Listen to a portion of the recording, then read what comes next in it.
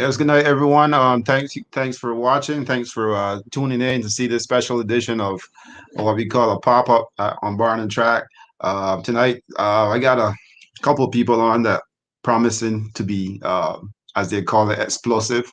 I hope everyone can join the conversation as we get started in on this, um, you know, conversation about horse racing around North America and Barbados.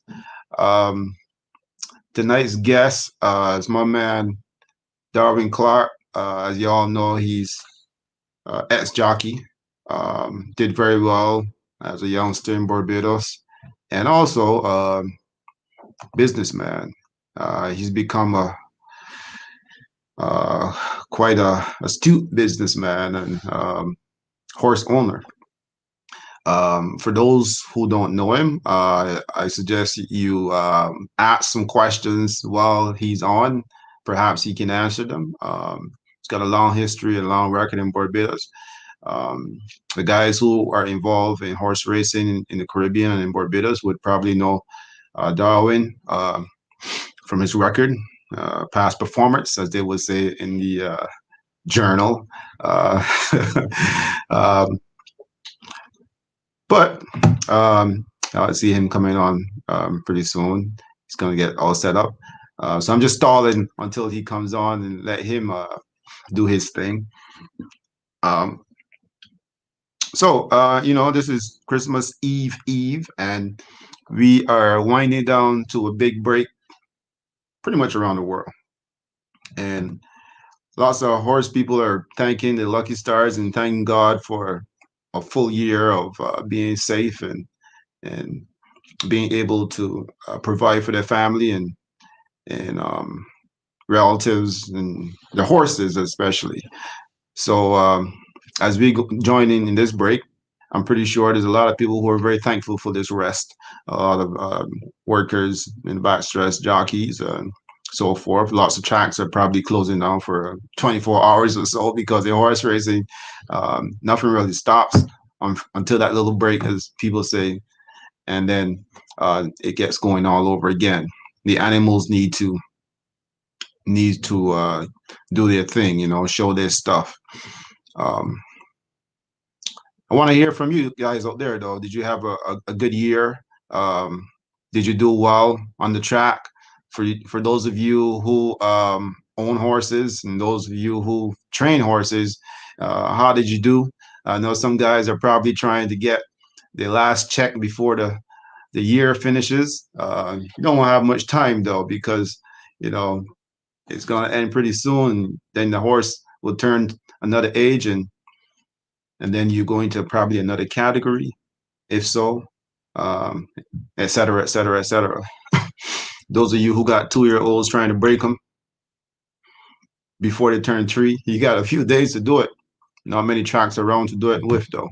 Um, I know Santa Anita starts, I believe, on the 26th as well. And that should be interesting. I think they got a pretty good card there as well. What else is going on? Here, someone dropped me a message that Christian Torres, he's doing pretty well. I think he's got quite a good start down there already. And we'll see. I'll keep an eye on him, see how he's progressing. Who else? Who else? As I stall waiting for Darwin Clark to come on because I got some questions to ask him and he got some answers to give. Who else is? Oh, we got a couple of the guests that want to join in on the conversation. Darwin, are you there, man? Can't see you. Well, I know in Barbados they got a big card on Boxing Day, and I think Darwin has a couple horses, and he wants to talk about them horses, and um, and that special horse. I won't say much about it because I'll let him do the talking about it and let him go with that. I myself am not really familiar with all the horses in Barbados, but I do try to keep an eye on some of them, see how they're doing.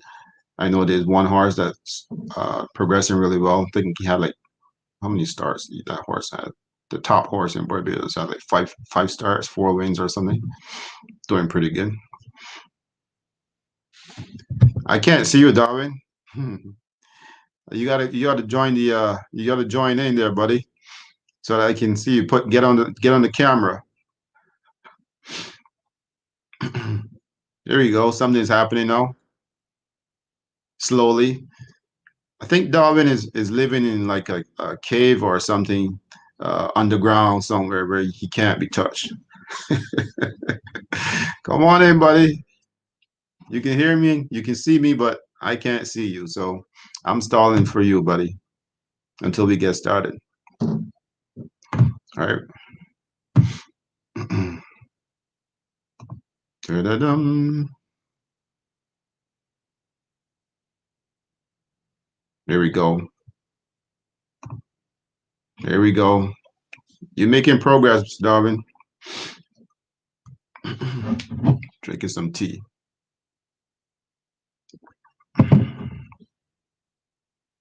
It's all about Darwin Clarke tonight, man.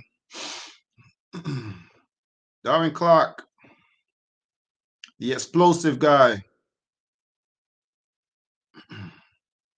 The last time I had Darwin Clarke, and I spoke the first and the last time I spoke with Darwin Clarke, it was surprising. Not really surprising for some people, but for me, it was interesting. And I learned a lot. I learned a lot from Mr. Clarke and what he does, and I appreciated it. As you all know, some things have changed.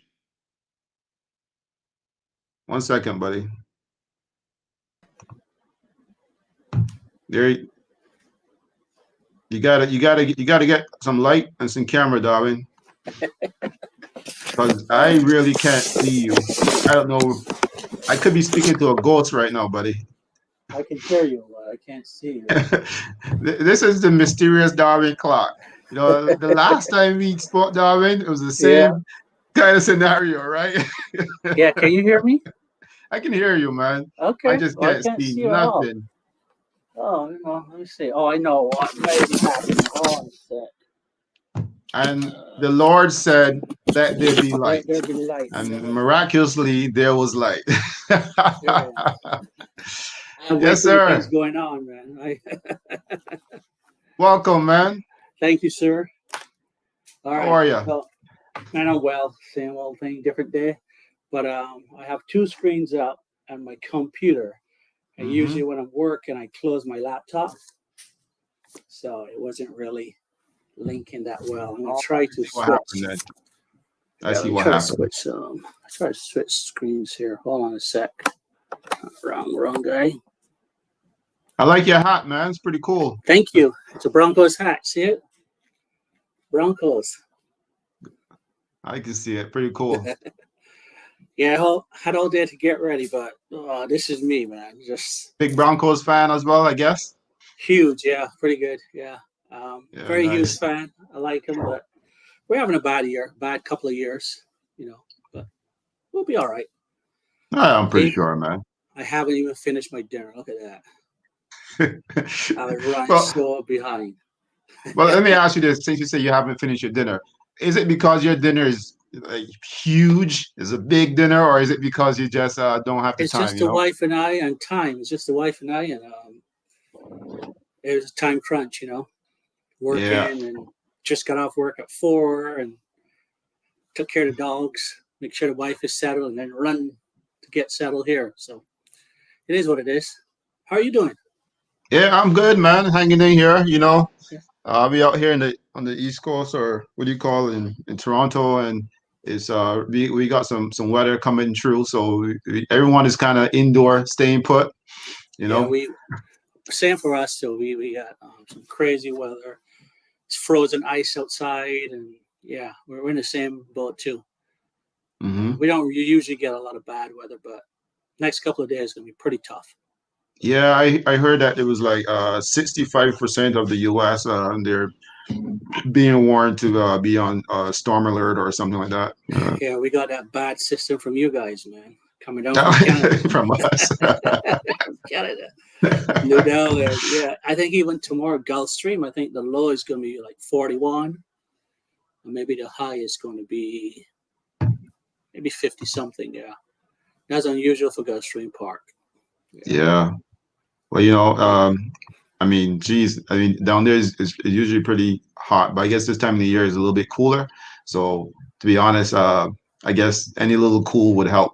I guess help the animals also. I It would, guess. yeah, but they're not used to it though. That's the thing, They're usually 70 degrees all the time, but yeah, the cooler weather's better for them, especially while they're running. It's better. Well, Darwin Clark, you're here, my man. So let's get this thing going. Let's get some questions Sure. to you. You got some answers to give. I got all the answers you need, brother. Hey, you know what? Since I put this information out, there's a couple of people who say, "Look, I want to come on and ask you some questions. Are you cool with other people Oh joining on yeah, and ask yeah, you oh some yeah, questions?" yeah. All right, cool. Yeah. All right. Well, before we get that going, let me ask you a question because I know that you last time we spoke, it was a pretty cool conversation. I really enjoyed it. I learned a lot about you, and I learned a lot about what you're doing. And what you're doing is tremendous, not only for Barbados but for horse industry because it's just like a puzzle or anything else. You start one place and it's a trigger effect. It helps somewhere else as well. You know what I mean? With the Right. horses and providing work and business and stuff like that, all around. So I commend you for that. That's pretty cool. So last time we spoke, you had a nice little was it a filly? She was a filly then? Yeah. And she was in the care of I hope you don't mind if I ask you these questions, right? Yeah. I have answers for you. Yeah, so she was in the hands of another trainer, and I was looking at the program. I realized you don't have that trainer no more. So I guess you decided to just make some business decisions and change over. Yeah, I made some, and some were made for me. So like the first batch, that was a joint thing. Some people just don't get along. Other people find a way to make stuff work, and some people just can't make the adjustment. Cannot, compartmentalize things, and act in a professional manner. So some of the stuff we did, I want to say it was more on the business side. We figured, well, we needed a change. But then the nice horse you're talking about, but that one, that was basically like, the horse is going to stay forever. Don't panic, don't move, don't do anything. But I've heard over the thing, he said he got fired, but no, he didn't get fired. He fired me. So it was like, okay, bud, I'll pick up my stumps and go home. So that's what happened with the jockler. That was his decision, not mine. But the others were just business, Oh, I see. And like I said on your show, if you don't perform, there's time to go. But they were performing. I mean, we had a good time, good run, but personalities, whatever you want to call it, it was a business decision to move on. But then, okay, the last was on the other guy's decision, and I said on our previous show, there's two people that can do that for me. That was Charles and him. So I had to move on to the next guy, next guy up. But that was it. That was it in a nutshell. Well, I mean, in horse racing, that's usually what usually happens, though, right? I mean, yeah. To be quite honest, I mean, it happens all the time. Owners switch trainers, or they give someone else that horses don't do well with someone. And to be honest, at that point, I think she had won one race, and then won a couple seconds, maybe a third. She had 4 or 5, yeah. But she was still performing below par, in my opinion. But it was good enough to be competitive there. So I mean, I wasn't really having a big deal about it. It was like, okay, we're on second, run third, no big deal. We'll figure it out. But the other guy figured it out pretty quick, Oh, well, that's a fast figure up because she's now won 2 in a row. 2 in a row, yeah. We'll be 3 here shortly. You're that confident, eh? Oh, dude, yeah, it's just I call it wash, rinse, repeat. That's it, man. That's it. I'm I not like wait the after a confidence. race and tell you. It's not confidence. It's just knowing. Something catastrophic would have to happen. It's not like, oh my God, we were guessing. We're not guessing. Yeah, we're not guessing.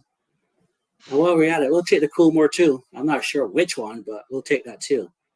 Because right now, no one in Barbados can touch them. It's just And let the people again know who those horses are, just in uh, case people are wondering. They know about Jocular. Tell them about the other one. Jockler and Vividly, Vividly.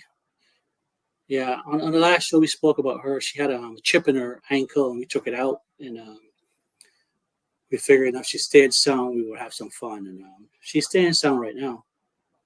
She's Nice, perfect. nice. So yeah, we don't have a problem with her at all. So it's which is going to beat which in the Coolmore. It's not a matter of whether we're going to win it or not. It's just which horse will beat which. I think that debate is up. I tried to pin down a couple of friends, and they're almost equally split. I, I get the feeling that for 2023 that the Gold Cup in Barbados, is it Coolmore now? It's not. Is it still a Gold Cup? It's a Gold Cup. So the Coolmore is on January 28th, and Mhm. then the Gold Cup is I think March 4th. Okay. First Saturday in March, 4th and 5th. Yeah, I get the feeling Yeah, there's going to be a lot of excitement around these races because I'm telling you, when I was there just a couple months ago, there was some people, some friends of mine who were really looking forward to that Friday night. Was it Friday night? I think a Friday night race or something. They didn't go, yeah, they and got canceled. Yeah, the races got canceled a couple times. Weather, yeah, it was too wet. Yeah, but yeah, yeah, so man, they super were just pumped. looking forward to it, man. Yeah, You we're know, pumped. they were really excited about the racing, and I don't know, something about horse racing in Barbados. I was watching the Gold Cups the other night, and it's just amazing. I mean, the crowd, just the fans, man, they're phenomenal. I mean, they're absolutely fanatics. Just you can't get better energy than that around any racetrack anywhere. It's just boom, boom, boom. They're there. They love the horses, love running. I mean, most of them are probably scared of horses, but they love them from afar. They absolutely love them. Well, I think there's a gentleman here who's saying hello to you, Randy Oh, I just saw, Thompson. yeah. I know Randy really well, yeah. It's my guy. Yeah. So someone asked me earlier, but before I get in, I don't want to get into that yet. Let me just ask you some basic questions. How many horses do you currently have in Barbados? 5 or 6. Let me see. 7. And Sorry. 7. Evan. Yeah. And you are they all you got them all under the same trainer? Oh, no. 2 on the farm. Kenny John has 2. Charles has 2. Oh, Kenny John actually has 3. Yeah. That's pretty 3, cool. 2, and 2. Yeah. That's pretty cool because I was looking at Barbados the other day and I realized that Kenny John he's on top of the training standings. Yeah, he's up by $5,000. So I think if he all depends on his horse's performance on Boxing Day, he may win the championship. See, Oh, I'm wow, not going out on nice. a limb. Well, the horses I'm out on a limb, but Kenny is, so many factors have to happen for him to win. But he's in with a shot. Yeah, I Yeah, think he that's has the pretty cool. most wins, and I think the best win percentage. I think is around 23%. So he's clicking really well. Yeah. And someone wanted to know if you were going to bring a next horse and join the party. No, I already have 2. I mean, it's like I have the 2 best in my opinion. So no, I know a guy is bringing one. John Mark, I think, is bringing one, as rumored, and hopefully Ramsey is bringing 2. Yeah, and then I guess the locals will plug in. Well, I think Ramsey on that show he was saying that he he was trying to get Safi Joseph Jr. A Gold Cup, Mm-hmm. He said that, didn't he? So, Yeah, he did. Yeah. I mean, if he brings a horse in, then you got him to compete against. Yeah, we know that. Yeah. I mean, but like I said, right now we have home field advantage. Um, Hmm. two nice horses there, so I was like, bring it on. We're ready. So, I mean, I see the confidence in you. You're saying you got the best horse or the two best horses right now on the island, and you don't think that this horse will be beaten on Boxing Day. No. There you go. Wash, rinse, repeat, man. That's it. You heard it here first. Would not lose. And I can break it down to you why she wouldn't lose. I mean, it's just so she's been running really well, obviously. And the last time, the horses went 9 furlongs, she was giving away 13, some instance 15 pounds to the other rivals. So now it's a weight for age race. So some of those other rivals are now giving her 5 pounds. The Colts and Geldings are giving her 5 pounds. And I think the only other filly in the race, or mare, will be equal with her. And I think she gave her 13 pounds last time. Um, and I think she's a better miler than, a mile and a half horse. I mean, if we really test her, she'll probably sprint a mile, but we don't want to see that yet, obviously. But Mm-hmm. so we just, as easy as possible, let her do a thing and ask her to go, and that's it. But based on where Jocular was before she came to Barbados, I was saying this horse can't be beaten, and then Yeah. I realized the horse started getting beaten in Barbados, and I figure is back at that spot again. No, yeah, and I think the general consensus is that she's improving. So, as I said, the debate with her and Vividly is which is better. I think Vividly has more class than she does, Hmm. but I think she's improving. And it's hard to gauge how much, but come Coolmore time, we'll have a better idea. All right, that's pretty cool. She's definitely on the uptick. We thought she was on uptick, when she was in Saratoga. We thought, okay, this is a horse that would progress and probably run another 5-6 points in our buyer. But, unfortunately, in her first 5-6 starts, she didn't really show that. And there were some Well, things that I saw, and I was like, okay, this needs to change, that needs to change. But it's a process, but all those things are behind her. I mean, she is as textbook as possible right now. I mean, just easy. so I guess you got all the jitters out. I mean, the horse wise and Yeah, well, wearing the right first, now. the first thing we did, we take everything off. It's like no equipment at all. Let's try that, see how it goes. And she won. But then there are other little things that we saw, and we figured, okay, we can fix that. We can do this. And we did that. And like I said, man, she is on high octane right now. She is ready to go. Hmm. I love it, man. I love it. Nice, a nice horse. Nice horse. She's a Nice very filly. nice horse. Very nice horse. I mean, you haven't seen the Well, best of her yet. well, obviously because you still got Monday, and then after that, we're On looking forward to Monday, a couple more state races. Monday will be easy go around, man. That'll be easy go around. Wait, how many horses is she competing against, anyways? I think 6, 5 or 6, 7 maybe. Oh, okay. See, I Slim don't know. I Pickens. just know there are horses there and they can't beat her. So Is it disrespect if I say Slim Pickens to the other horsemen that's competing against you? I don't think it's disrespect. I mean, a fact is a fact. I mean, it's like if you're on, a nice horse against lesser horses, you can do that. I mean, I used to gamble horses for a good period of my time, and there's horses that you'll say cannot lose. It can't lose.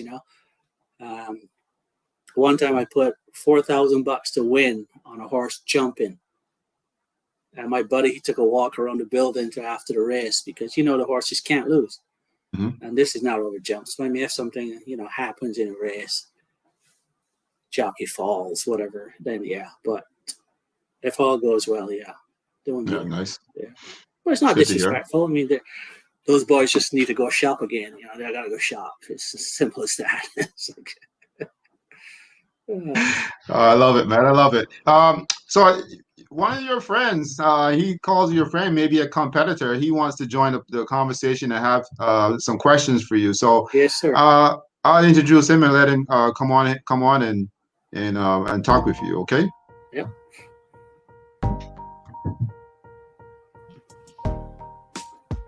Oh my God! Come on, Derek. Man, this guy. he's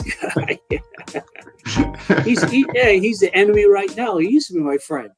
Yeah, I'm hearing. Listen, I'm not enemy. Enemy I don't have a dog in the fight. Enemy number one. Look, this guy was my buddy. And to say old friends become new enemies. So that's his title right now. I actually spoke to him today, though, so we're all right. I love the yellow. Yeah, but anyway, yeah, he's bringing a horse to beat us, man. Is that so? Ted, you want to speak on that? Because you're not really giving off a lot of information. This seems to be typical Ted anyways. Yeah, I'm going to be a little bit torn. I'm not an enemy. I don't have a dog in the fight. I'm just a facilitator. Yeah, that's good. I mean, I'm only joking when I call you the enemy. You know that. I know, we go back. It's good competition, and you got to welcome competition. I'll be torn because I have a special place in my heart for Vividly. Yeah. I picked her up in Louisiana for these guys. Yeah. I was there. I knew her issues. They did the right thing and handled it correctly and quickly. And it was just minor. It wasn't like it was a career threatening. She needed to be made comfortable. And they've done that. And she came out and she jumped up and won first time out. So if she can do that 9 months off of almost 9 months off. Yeah, 9 months. 9 months laid off. I mean, there's only room for improvement on her part. Yeah. No, I absolutely believe that. The horse I'm bringing in is a horse called So Suave. He won't become on my name. I'm just a facilitator. I claimed it for John Mark Cozier. So presently he's in quarantine in Ocala, waiting to be shipped within the next 26 days or so. Then head to Barbados, and John Mark will take him over from there. He too is a pretty competitive horse. He's won his last 2 races at Woodbine. So it'll be interesting to see because his style of running clashes with Jocular. Oh, yeah. But I don't know if he can beat Vividly. I mean, she's the 2-headed dragons. She's the one that I fear the most. I agree with that. I think you're right there. But I tell you what, and why I agree with you is that she can quicken off a really fast pace, and she can quicken off a slow pace also. So she's going to be deadly no matter what Jocular or So Suave do. It's not really, what's the right word? I lost my train of It's thought. a race to win or lose. I think so. Who's race to win or lose, Ted? Yeah. Because she should be peaking at the right time. She'll probably have 3 races under by then. So 2 into 3. That'll be her third. Yeah. It won't be a fitness question. Yeah. And she can handle a slow pace or she can handle a moderate pace. Mm-hmm. Yeah. Her win is not predicated on whether to have a fast pace or run into. Yeah, she'll come from anywhere. And the thing is, the faster they go, I mean, it's going to be over. Yeah, if the 2 go fast up front, it's done. It's over. She'll win by a mile because she will have that pace, and it'll become a test of stamina. But, I'll say it right now. I don't mean to be cocky, but I think Jocular is going to the lead. So catch her if you can. If you can run with her, come on. And, Low System might come and pick up the pieces if there's any to be had. So I said it here first. No, I declared my hand, guys. Yes, sir. You have another filly there in Barbados. She's only had 2 starts so far, but the mile and a eighth, the Gold Cup distance, seemed to be right up her alley. Actually, Yeah. mile and 16th seemed to be right up her alley. Are you thinking about putting her in the Gold Cup or? Probably not. I mean, the math doesn't work out. It's going to cost you $5,000 to enter, and I think 5th and 6th is probably $5,000, maybe 3. So economically, it doesn't make sense because I don't think she can beat So Suave. Can't beat the other 2, so she's already running 4th.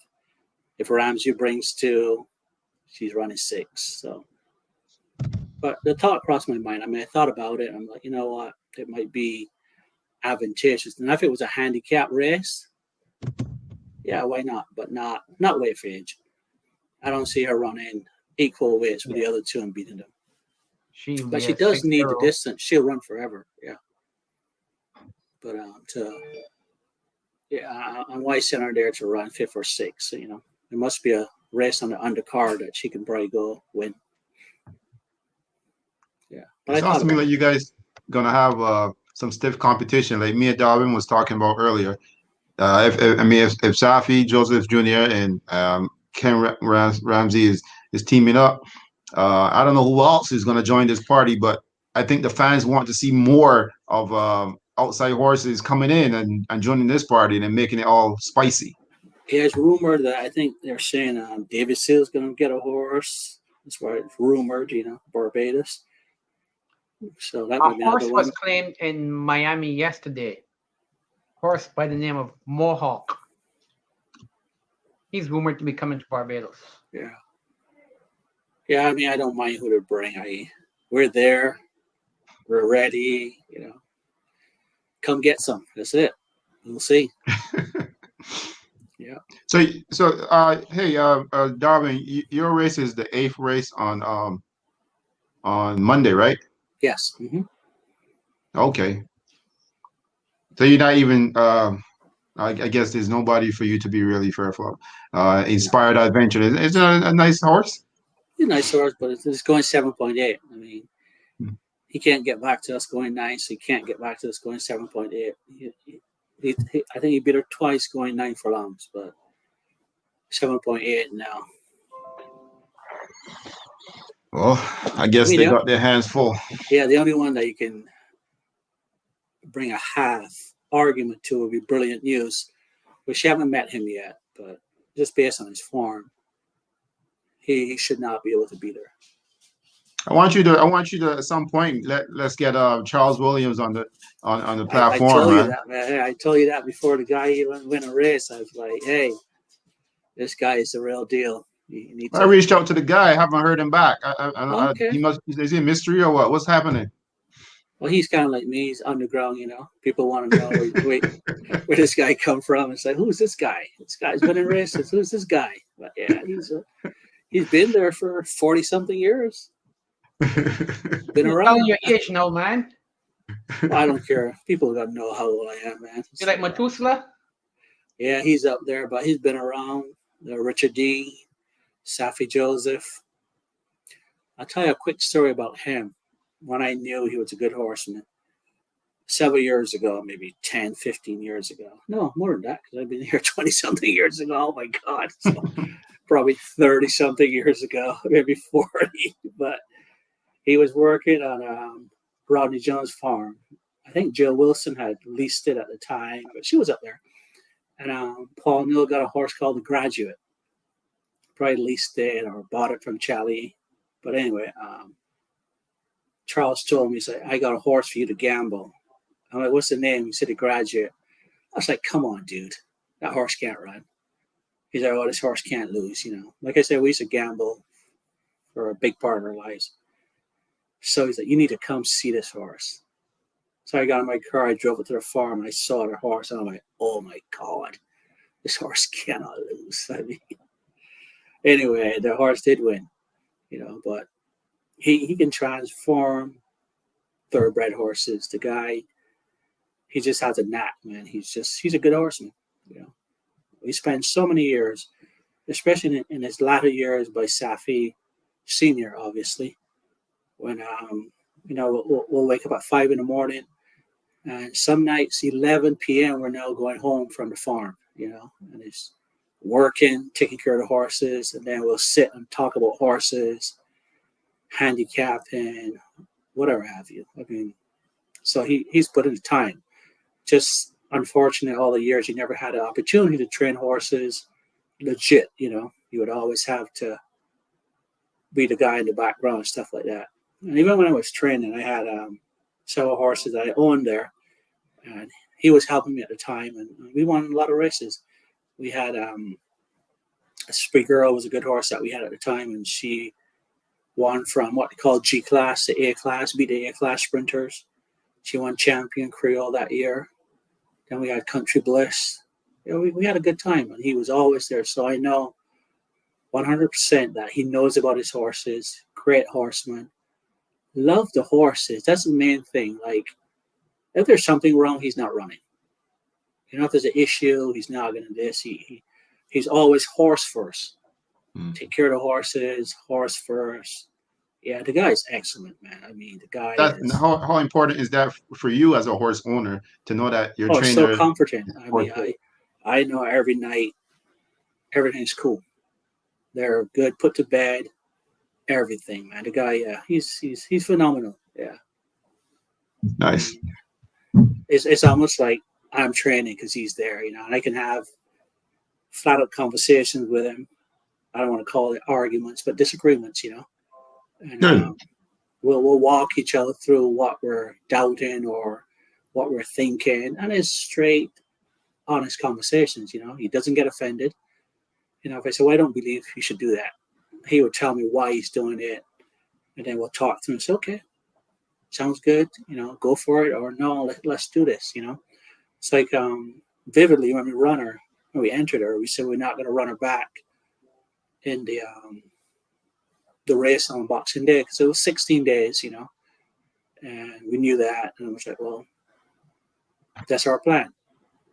And obviously she wanted easy, and some people were tempted to run her again, but that was the plan. We're not running until the Coolmore, January 28th. So come January 28th, we'll run and then run in the Gold Cup. But we're not, we're not going to force that on her. We're not going to be unreasonable to her because she didn't run for 9 months.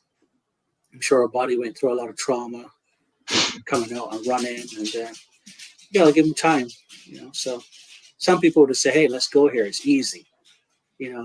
It's either she's going to win or Jockler is going to win. So let's go here. But no, we'll let them clash in the Coolmore. Hey, Ted, you want to ask a question, but I was going to ask you this, Ted. Is you feel confident Darwin is? Are you ever that confident?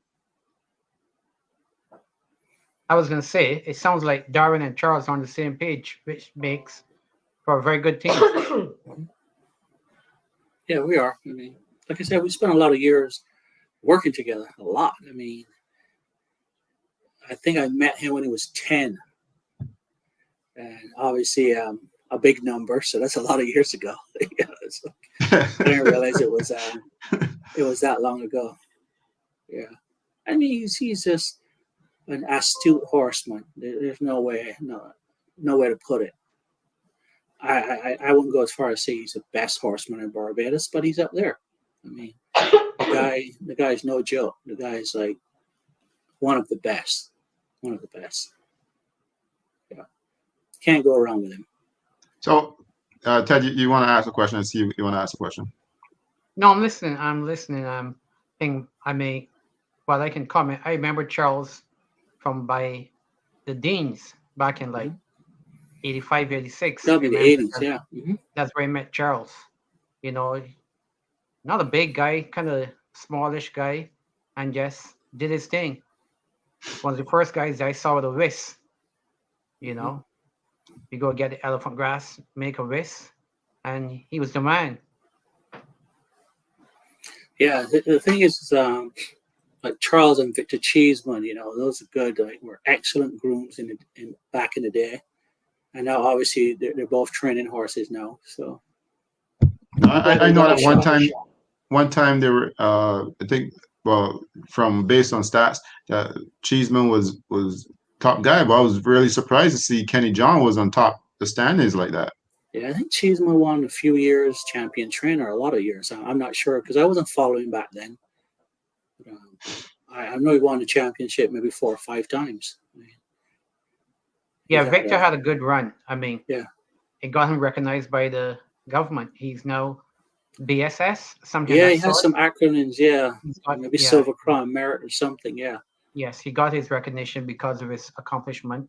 Yeah. Which was, I take my hat off to him for a guy from Paddock Road, you know. Yeah. Who came up. Just one of the guys who muck stalls. But he did it. He made his way and he rose to the top.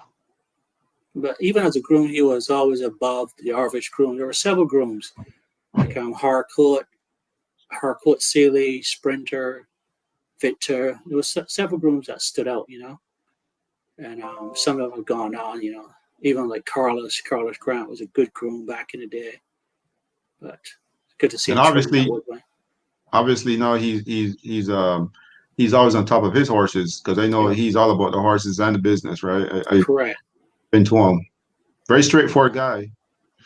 Yeah, I mean, like, I don't talk to a lot to Victor, but with Charles, it's like, yeah, he's straightforward too. I mean, if he think the horse can't run, he'll tell you, hey, this fella can't run, man. You know, it's like get another, but good guy, man. I can't be happier for him. I mean, honestly, he's going to be what? I want to say 1, 2, 3. He's 3 for 3 right now, 4 for 4. When he becomes 5 for 5, it's going to be his first loss. I'm telling you that right now. I already told you he's going to be like winning his first couple of races. I didn't expect he would get this good for him. But yeah, he'll beat himself, put it that way. To get that first losing horse, he'll have to beat himself. I want to ask you a question, Darwin. You know, you said that Mr. Williams, if a horse can't run, he'll tell you the horse can't run. And as a horse owner, how important is that for you to hear that honesty? It's very important. It's very important. Go ahead. I'm sorry. I didn't mean to cut you. My add-on to that question was, and do you believe in fixing a horse? If the guy says, look, this horse can't run, you say, well, let's fix it. It depends what's wrong with it. I mean, if it's something skeletal wrong with it, then no. Just bad conformation, can't run. You know, you go be a riding horse, you know. If there's an issue with like tendon, joint, whatever, knee, and you can correct the problem, yeah, if the horse has ability, it's worth having the surgeries and rehabbing the horse and bringing it back. But it must have some ability. There's no sense doing it if you think the horse can't run. So it has to show you some ability somewhere, and then you decide, okay, well, I think this one can run. So let's give him the time. Let's do surgery, whatever it has to be done. You can do it. But if it just can't flat out run, because some just can't run, you know. But yeah.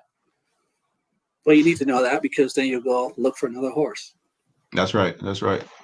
I say, Ted, you wanted to ask him a question. You were saying something.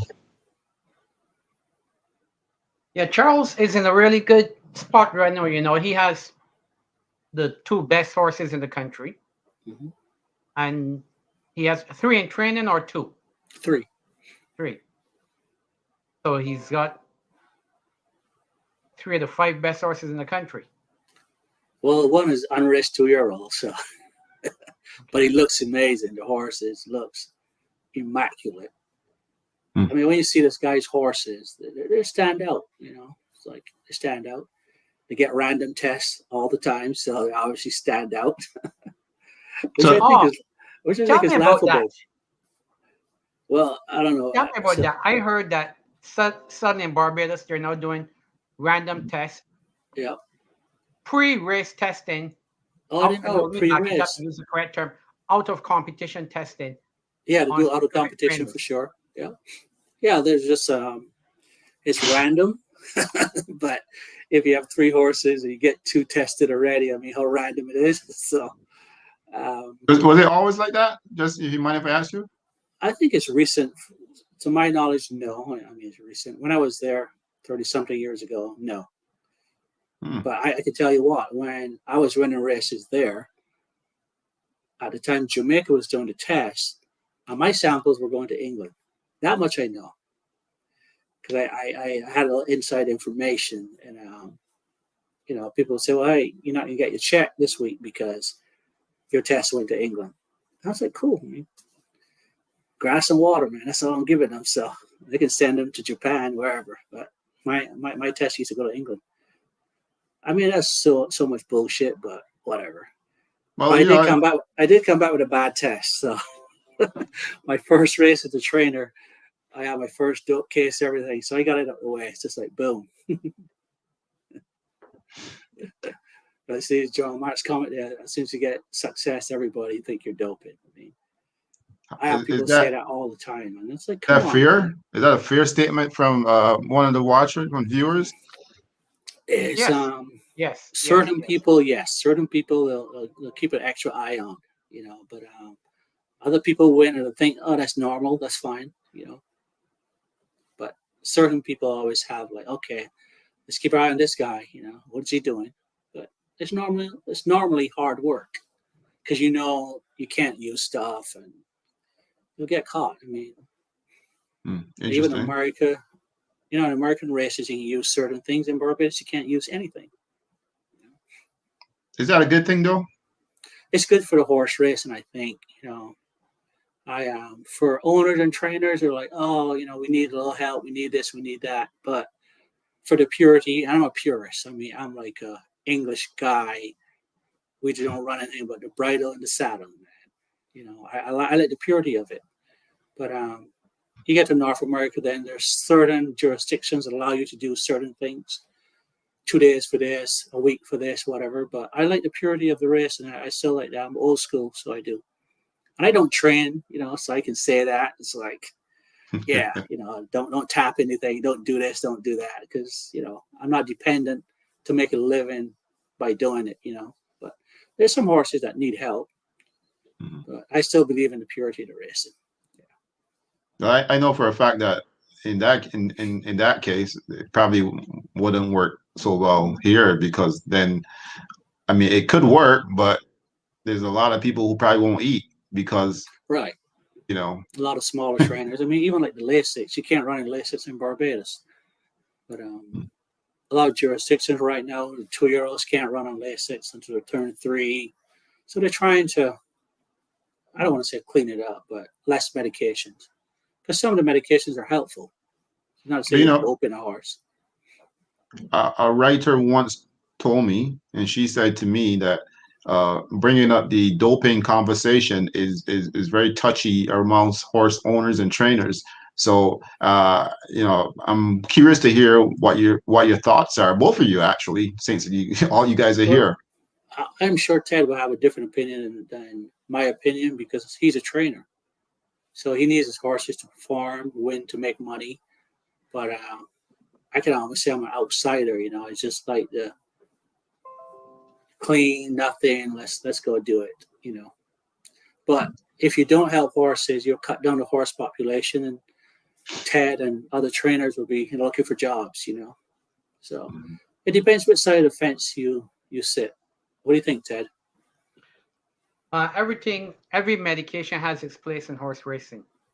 Every horse needs a little help. So my opinion on that, you have to abide by the rules in specific jurisdictions. Some horses can get by without any help. Actually, some medications are detriments to horses. Right. So you have to know your horse, and you have to follow the rules of the jurisdiction. I mean, something simple horses can't handle. Some vitamin shots. Some horses can't handle it.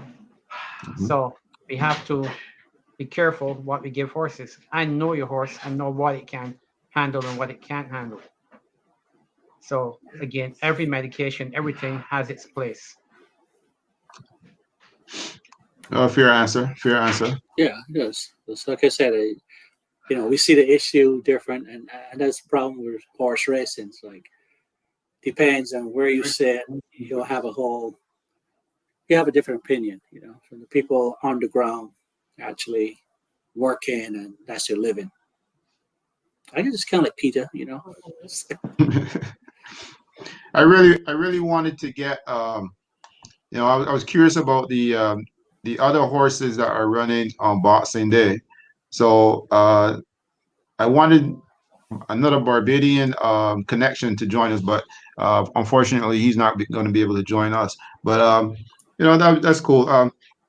I wanted to he doesn't hear want more to come about out with those the heavy horses. hitters. He No, doesn't want to come out with the heavy hitters. no. I I don't remember know one who's time considered heavy hitters anymore. I mean, you have horsemen on, so maybe he's like, no, I can't join that conversation. I'm just joking, I'm just trying to be a comedian. But Yeah. yeah, I mean, the racing in Barbados, if you want to talk about that, I'm like you said, explosive, right? Mm-hmm. So there was a race. I want to say it was a 6 race, last race day. A horse won. Jockey won this race for the first time.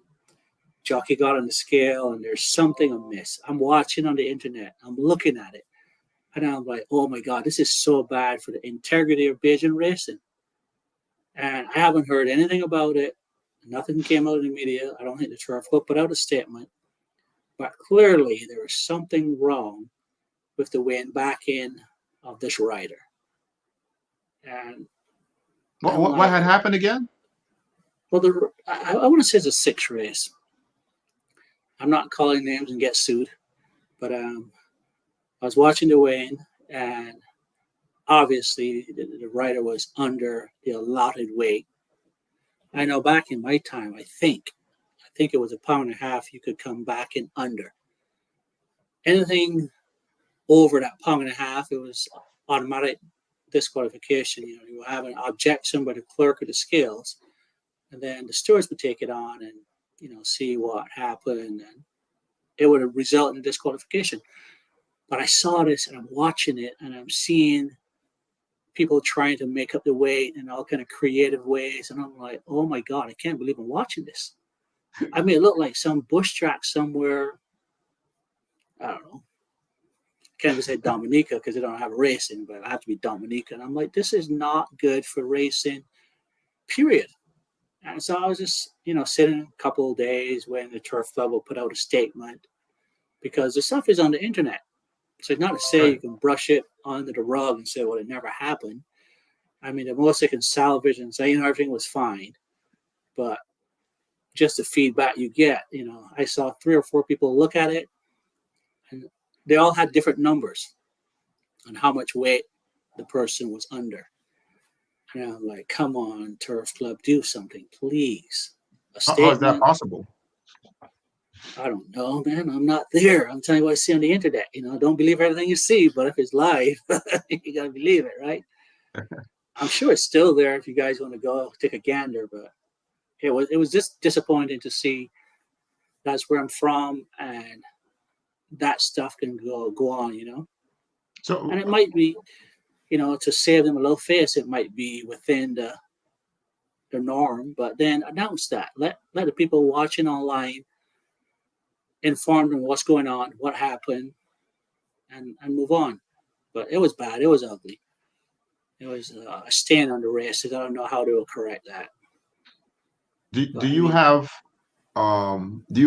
some ideas of how stuff like that can be improved, and do you ever suggest these ideas and to Turf Club and to people involved?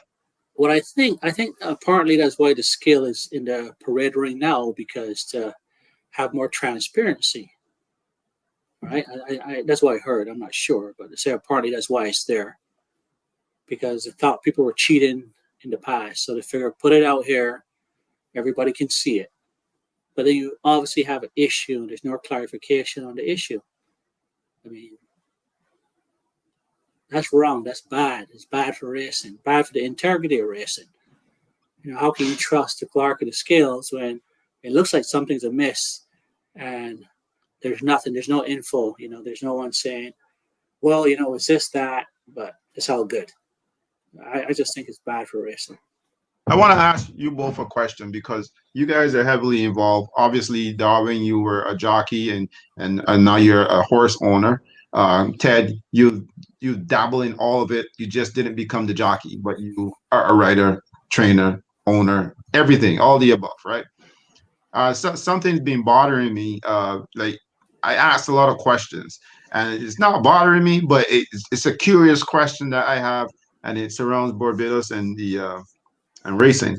So, for example, like you said, there's no doping in Barbados. Like I want to say there's no doping, but there's no medication, right? Yeah.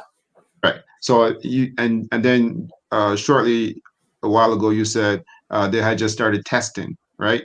Right. So I'm just saying. So there's no medication, and they just started testing. How can we be so sure that there's no doping? Okay, so we'll clarify the testing. The testing I was talking about was random testing, or what you call out of competition testing. So let's say I want to give a horse something that's illegal. I can take it on the farm for 6 months, given this illegal substance. And after it's out of the system, I can bring it back and run the horse, right? So out of competition testing, they can come to the farm, wherever the horse is at, and actually do the test there. Does that make sense? Yeah. Yes. Yes. There was always testing after you win a race or ran really, really bad. They can test you. They'll test you to see if something was amiss. But the out of competition testing is something new, or random testing. Okay. Because people would. This is way in the past. This is 80s. People would use steroids, whether it was antibiotic steroid or whatever. They have a short acting one. The Ben Johnson, what is it called? That Winstrol V. Yeah, right. Winstrol V. That was a really popular steroid because it was a short acting steroid, and the horse would have the impact of the steroid. But a couple of days, I think. I don't remember how many days you can give. It was so long ago. But then the horse would come back clean. And after the Olympics, when Ben Johnson, you could not buy that thing. You could not find it. But anyway, so a lot of it's out. It's outlawed. You can't do it anymore. But people are creative. I think there was an English trainer. Maybe 5 years ago, he was training. I want to say for Godolphin. Horses were running really well, and they did the same thing. But this was, Anadol too. That was one. Yeah. Anyway, and Godolphin, when I did random testing, and some of the horses were found to have steroids. So he took all his horses away from that particular trainer. Yeah, that must be pretty tough. I would not want to be a trainer or an owner and having my horses come up positive and have to lose some money because, it takes a while to get the horses to go and then to actually run the race and lose, because of something like that. There's creative ways. If you have a horse, right, that you don't think can win, okay? And you can give him whatever and try to run second or third to bring in a check, People have done that in the past. It's like, all right, we're not going to win because this or that, or we're not going to win because we're 8 days out and it's 10 days. So creative ways like that they'll do. But with this random testing, it will eliminate a lot of that will be out.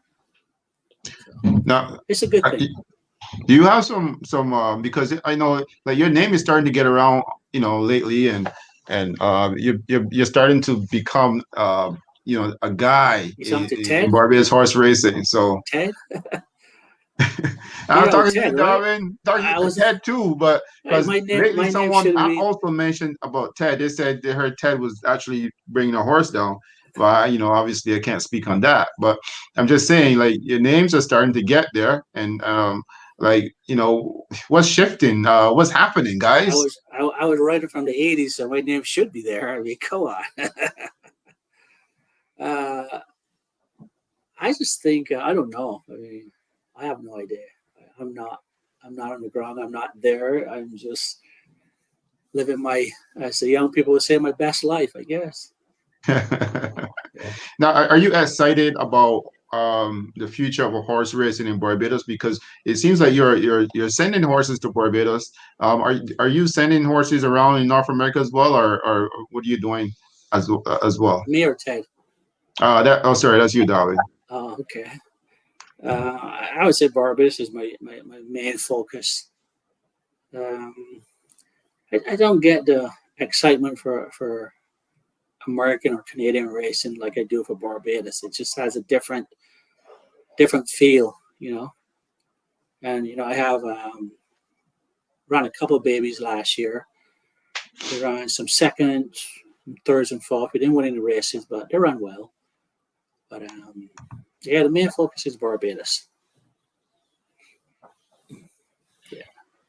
I think Ted has a few fans online. Yeah, it's not. I would say I have permission to speak. I have a question for Mr. Clark. Yes, sir. Tell me about your. I understand you were getting into the breeding side of things in Barbados. Yeah. Tell me about your stallion and you have there, and what kind of mares you already have in book 2. Well, I don't think we officially announced his retirement yet, but he's retired right now. I mean, he's still dinking around at the track to keep him moving. But January 1, he'll be on the farm. And right now we have Miss Savvy and Euromir intricately. Like I said, we haven't really promoted him. I think got to get going on that, but it was a little bit of a struggle to get him out to racing. Everybody wants to race. Can mention his name. Pardon? We can mention his name. Oh, of course. I'm sorry. I didn't realize. I was so focused on the non-advertising of him, But yeah, people will get that going. We would get some flyers, and I don't know if they have race books anymore, and I can go online and see it. But we'll get some marketing going. But definitely too. But like I discussed, he is sound that we're going to use, so we're going to use him. I mean, I can show you a stack of like this is all my pedigrees. I don't know if you can see that. Can't really see it. Can't see it, but anyway. If you shift it around, you can see it. If you just shift it around a bit. Yeah, I can see it a little bit there. But anyway, so this is all my breeding and pedigrees there. Okay. You see who is that? You still using pen and paper? Oh yeah, I'm old school, brother.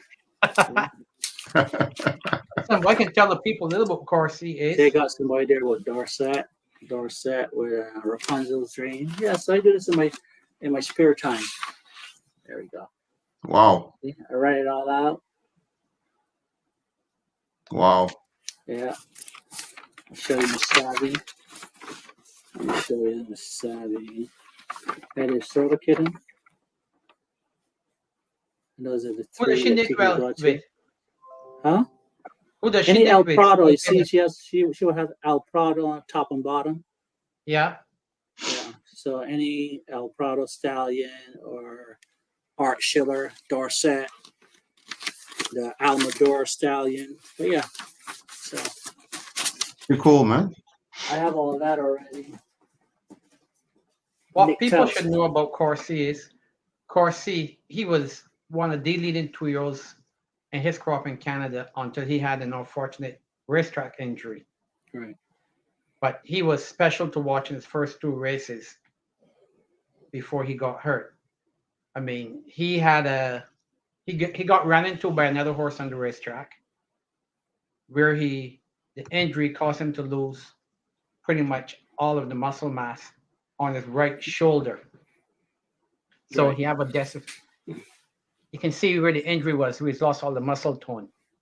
You have a defecate on the shoulder, so he doesn't look pretty when he's running. No. It doesn't look like he's in pain or he's struggling, but it seemed to have bordered his range of motion. Yeah. So, I don't think Barbados was a wise choice for him to race. After he realized that he didn't want, you guys did the right decision by not pushing him. I mean, you have to try. Yeah. A horse of that caliber, you have to try. I mean, even if he was only 70% and he got wrong there, he could have been special. But you tried it didn't work out, and you're doing the right thing by taken him off this track when he can still walk off the track. He's not hurting. He just ain't the same horse he wanted to be, and he can go on and make some babies. And I think he's going to be a good addition to the stallion band in Barbados. I mean, again, he has all the tools. He's a good. He's a very good addition. His mom was a stakes winner, and he's out of a City Zitmere. Yeah, out of City Zitmere. So he should have that early precocity. He should be throwing some nice early 2-year-olds, and then he has a lot of stamina on his sire side. So I think he's going to be all right. You know, I mean, I don't want to jump the gun up, but in my time in Barbados, in terms of breedings and so forth, only 2 of the stallions I saw that can rival him. Nosferatu. You know, he was bred. Stallion. Yeah, he was bred by purple. Knight. Yeah, and on talent, a horse called Great Bliss. Yeah, I mean, Great Bliss was all right. Yeah, but he threw a lot of horses. He can't rival the old man, Happy Boy. He nicked. Yeah, he was special. But he was special. You know, I think this horse, Corsi, he can be special in Barbados. So, I mean, and that's Corsi, right? Yeah, Corsi. Yeah, they have 3 years to prove himself. You know. I mean, I remember for months, Josie Carroll walked with me. All she walked by is, how's that horse doing? How's that horse doing? What I like about him is his bone. He has, I mean, if you look at his cannon bone, it's about 5 inches long. It's like his structure is so good. I love that about him. He's just a big horse. He's going to throw, in my opinion, some healthy, big bone horses. So, I mean, he was a 6-figure yearling purchase. He wasn't a cheap horse. I think the hammer dropped for him about, if it wasn't 285,000, it was 385. Yeah, I'm not sure how much he sold. That's not Canadian. That's American dollars. Mm-hmm. Yeah, he's a nice horse. He should turn into a nice stallion. So in a couple of years, we probably can see some babies coming from off course. For sure. 2026 can be interesting. Yep. Well, I mean, have a good band of mirrors there also, so it's gonna be fun. You're gonna have a nice production going there, Mr. Clark. Probably, yeah. Nice band. Someone was asking, what about you? What's your plans for Barbados? Are you excited about doing anything in Barbados and Gold Cup, Coolmore, and also the breeding program? I'm ready to join to the breeding program. I have a mare. If she foals early enough that I can jump on one of the trips to Barbados, I'll readily do that for 2023. Because I mean, Corsi, I always said to those guys, as soon as you retire him, I can breed him. I can put a mare to him. So as long as she drops early enough, I can get her right there before May. She'll probably end up coming down there. She will end up coming down there. In terms of racing, I thought about it. I tried to get on board for this year, but then when I had clients who was going to have the 2 favorites or the 3 favorites for the race, I'm not going to bite the hand that feeds me. It won't be a wise business move to jump up and go get a horse to beat your clients. You know? Yeah, that's a recipe for disaster. 2024, it all works out. I make my plans early, and I let my clients know. I mean, I don't mind helping, but I have plans. 2024, correct. I'm looking to be there. How special is that if you get there and some big things happen? But by that time you'll still have a force like Darwin Clarke and some others to compete with. Well, from what I see of his horses, back to Vividly, she's only turning 5. All stays healthy with her. She can race for another 2 years in Barbados. Yeah. She's lightly raced too. I mean, she's not run 15 times. Vividly's run maybe 12 times in her career. They both lightly race. So, they can run for another year and a half, 2 years. And then Mr. Clark would be looking to Mr. Dowdy would be looking to improve their stock. Yeah. And they can fit right in that, time it right. One other thing, I can fit right in there without interfering with my clients. But we're looking all the time. We haven't stopped yet. We're looking all the time. I'm sure Mr. Dowdy has a list about that long. He's like, ready. I haven't gotten a call in about 2 months, but we had a short conversation today, and he was on the couch sitting and looking at Gulfstream. Yeah, he's always looking, man. This guy is. But yeah, we need a sprinter though. We need something for dominance. So yeah, that's how long. How long have you had Vividly in Barbados for? I think she got there. Let's see, February, 6 weeks. Probably May, yeah.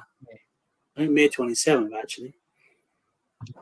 And it's the same, because I'm trying to pull up the horse's stats here. Is this the same one that raced down at Fairgrounds? Yeah, that's the one? Yeah.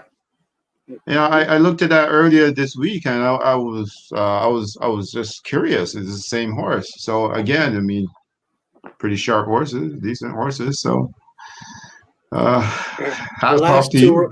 Her last two runs were below par, but I knew something was wrong with her. It just wasn't, what was it? And Ted would tell her. We had the same conversation before we got her. Like, there's something wrong. Hopefully we can fix it. But worst case, she's a good broodmare. But I think she got to your barn February 28th around there. 3 days after she got to my 2 barn. days after, yeah. Got to my barn on the Saturday, x-rayed her on the Monday. She had a surgery the Tuesday morning. So we didn't waste time. Nope. Just got it done. Boom, boom. And she had, before she got turned out or even went into quarantine, she had 2 months stall rest. 2 months stall rest. So she had the surgery in February, did not start quarantine until April. So the vet said 6 weeks downtime, can start back training. We discussed we're going to go above and beyond. You're always adamant she's going to have 8 months off. Yeah.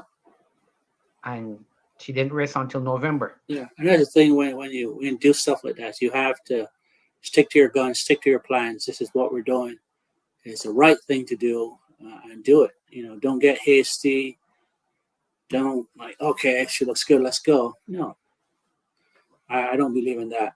I when I train horses, a guy told me this. He said, if you don't give horses time, they'll take twice as much for themselves. So if you run them down, they'll take a longer break than you're willing to give them. You give them a short break and bring them right back. But, yeah, it sounds like you got some big plans for Vividly in Barbados. So excited. It's just, you don't know, man. You don't know. Like the little kid that rides jocular, I said, hey, you have to ride all the way to the Coolmore. I'm not confident. I'm not looking for a better rider, nothing. It's like, as long as you don't do anything stupid, you can ride all the way to the Coolmore. Who's the jockey right now? Hazelwood, Tashawn Hazelwood. Where is he sitting? Where is he sitting on top of the standards? Oh, he's still in front, man. He's leading. Yeah. I thought I saw that. Hey, listen, look, I surround myself with all winners, man. Winners. Yeah. That's pretty cool. I want to ask you about that video with the cup. Is that a special cup? So a guy, he runs like a website kind of thing. It's called Racing Scene Live. His name is Ashby, and he made one. I think he made one. Maybe it was Rapunzel's Dream or something like that. So we came up with the idea. It's like, okay, well, the two horses were going to Coolmore together, and hopefully the Gold Cup. Let's combine those two on a tumbler.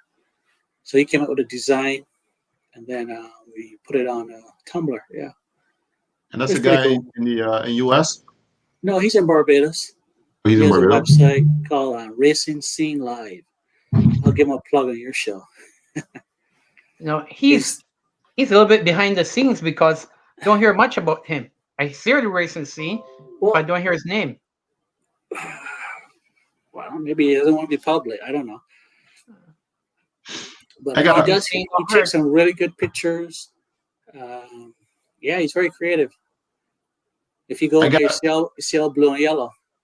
I saw the tumblers today, and I was like, "Dude, where's my tumbler? I mean, what's going on here?" So I picked up the phone and said, "Listen, somebody forgot my address." Yeah, that's what he told me. I think 10 were made, so they went like hotcakes, and people were like, "Man, what happened? Where's mine? Where is this? Where is that?" Yeah, what? Like, the guy is onto something. They can be sold. They can be sold pretty quick. I mean, I'm not in the hustle market, man. Yeah, I mean, he's in Barbados. You know what? Make something. Oh yeah, he might be able to. Yeah. I need to get a kickback. Yeah.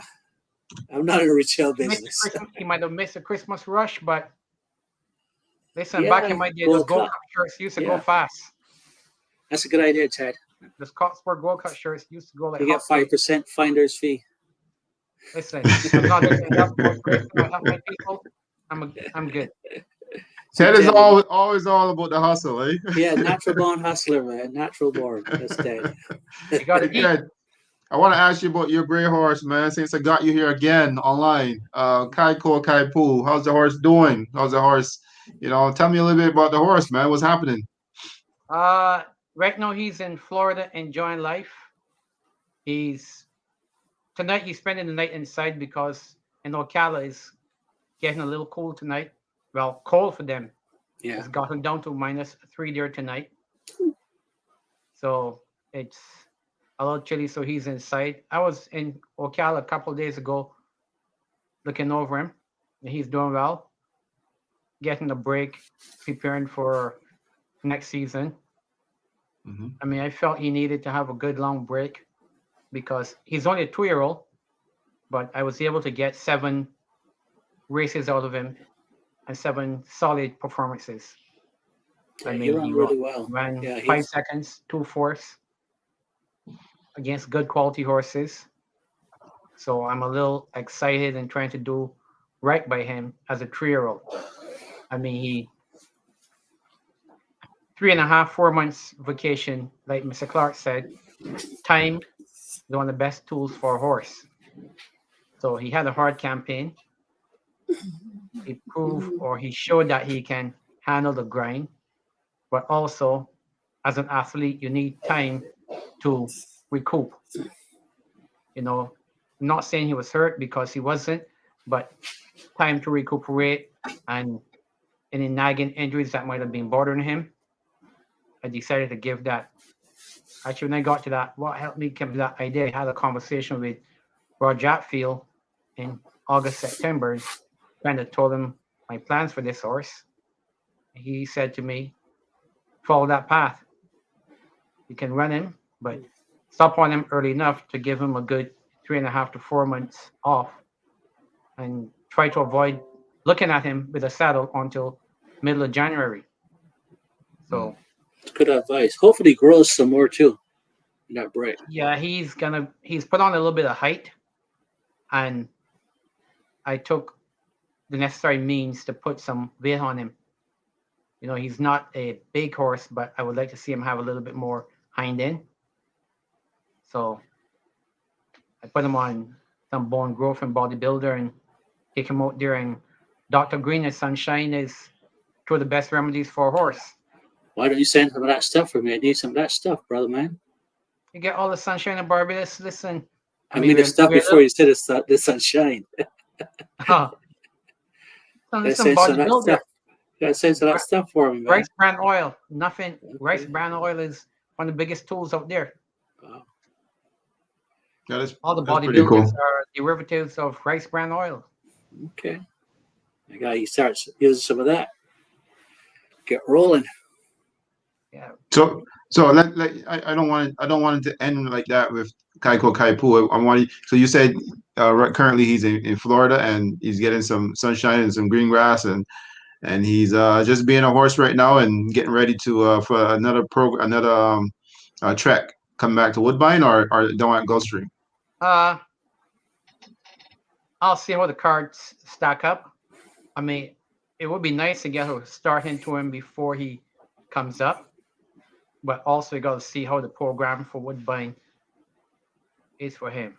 I mean, the focus race is not until August, so you don't want to run him ragged before August. So ideally, I like to have 2, maybe 3 starts in him before August. So if I can spread them out like a month to 6 weeks apart, that would be good. Mm-hmm. So once you get fit, get up to 5/8, then I'll start thinking of what I'm gonna do. I brought the colors down with me, so just in That means case. you're thinking about it. I'm not gonna say I have to or rush him to get to a race. He's Canadian bred, so if I run him and he jumps up and win, I'm losing a good piece of the pot. No, if he jumps up and win against the American competition here, that also says to me he belongs with the big boys in the trio crop. So, everything me and the team have to still get together and discuss where we're gonna go when it gets close to up to 5/8 and close to racing. I mean, Edna is all gun ho and game to do whatever is right for the horse. So Edna and the other partner, we'll sit down together and discuss where we're gonna go with him.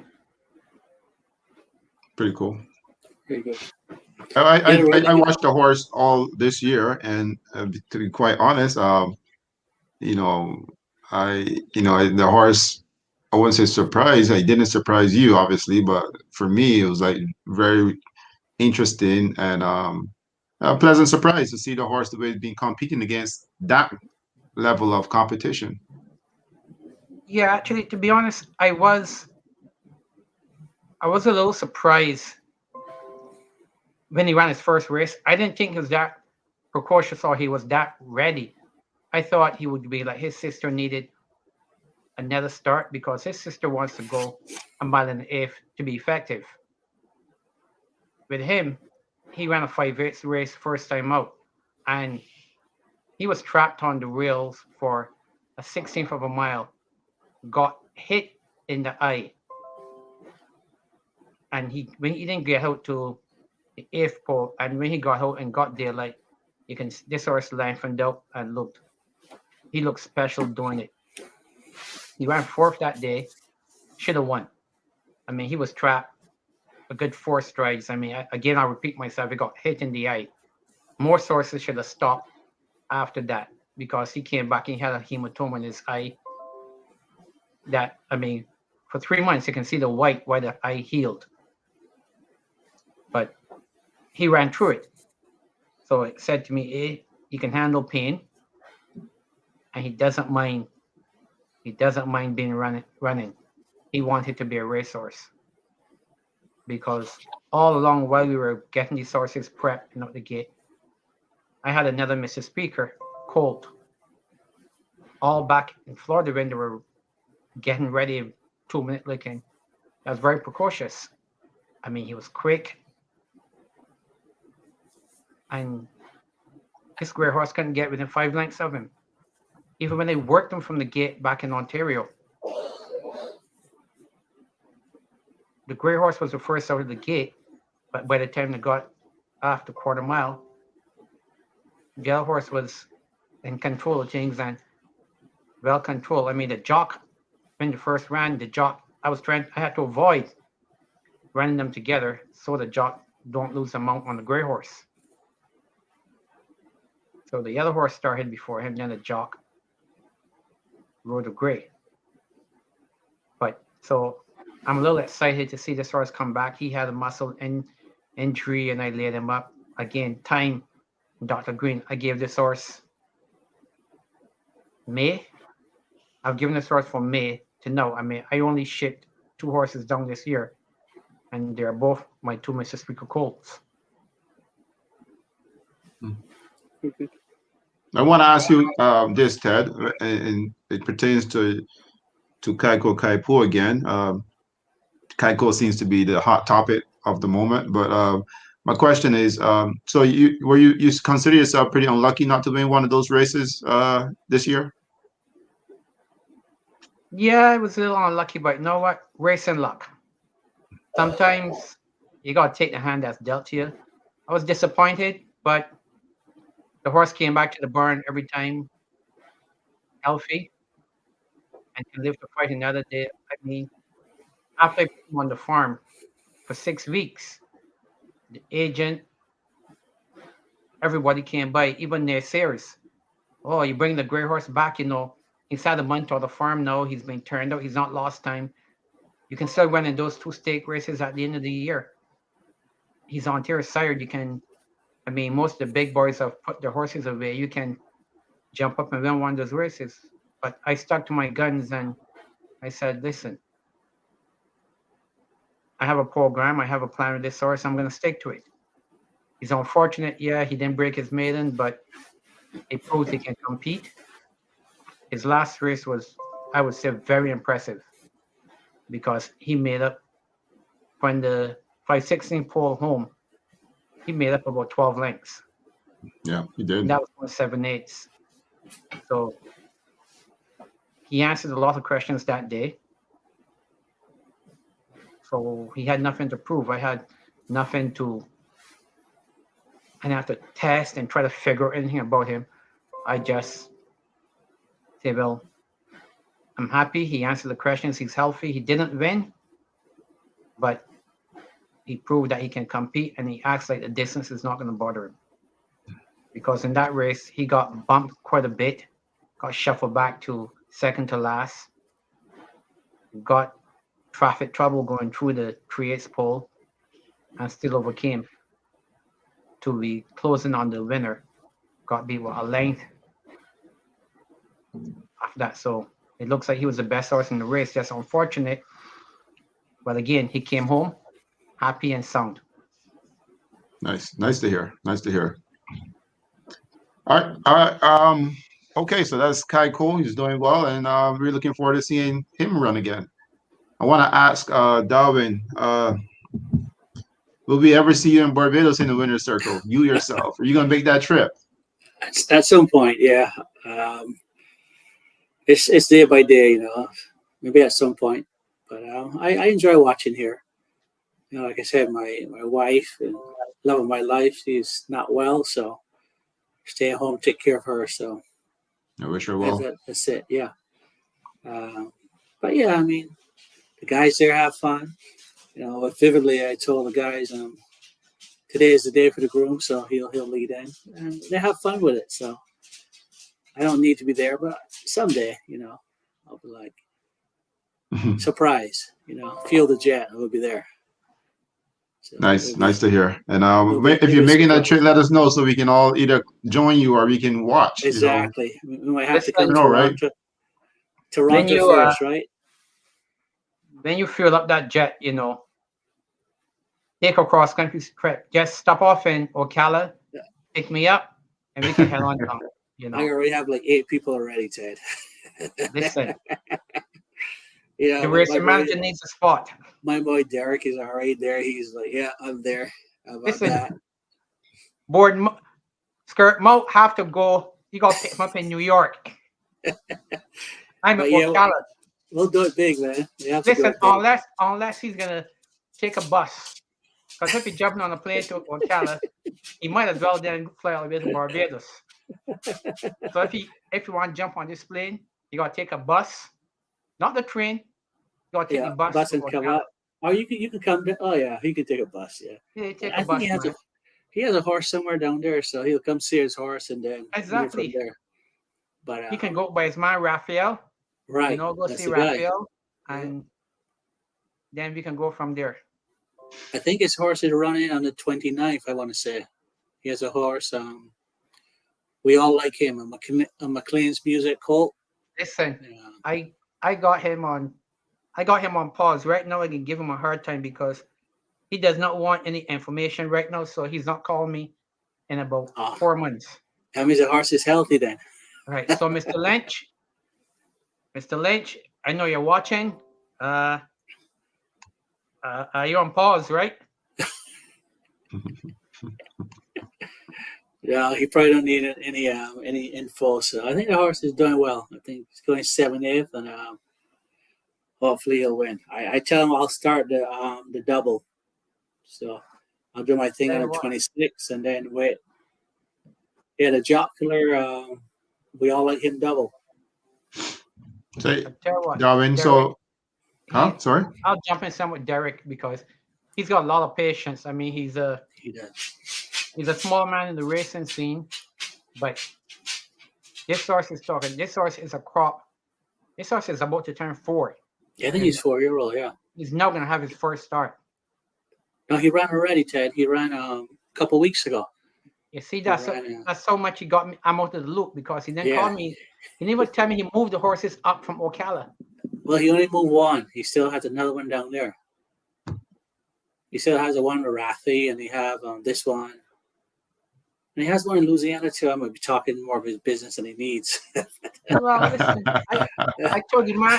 I think he's hiding from me because he had one that I like. He has a Canadian bred. Yes, that's the Art Schiller or something like that, right? Or Miss Artie? We Miss Artie. Yeah. That's the one that's in Florida. Yeah. You see, and I like that horse. He looked good, but he was the smallest of the lot, so he wasn't given time to grow up. But yeah, he's in Florida. My man fell off the bus somehow. I mean, he may be busy, man. I gotta make a living. I gotta check. What number I call you on today? I gotta make sure I got the same phone because I haven't heard Mr. Lynch in months. Freaking sarcastic, Ted. But anyway, yeah, I'll have that. Hopefully, I have the Coolmore Trophy here in a couple of weeks. Yes, I'm looking forward to that. I'll keep my eyes and ears pinned for when those races that comes out. You said January 28th? 28th, yeah. 2 Prom Attack. We'll probably hook up with 3 to go and see who's best. So stay tuned.